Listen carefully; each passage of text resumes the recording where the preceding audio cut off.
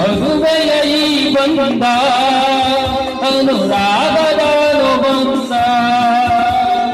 ಏಳೇಳು ಏನು ಮೊದಲು ತೀರದ ಸಂಬಂಧ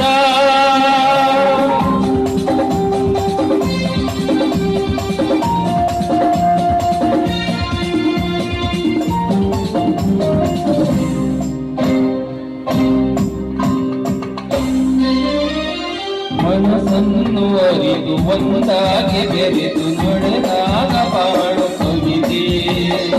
ಮನಸ್ಸನ್ನು ಅರಿದು ಒಂದಾಗಿ ಬೆರೆತು ನಡೆದಾಗ ಬಾಳು ಕವಿತೆ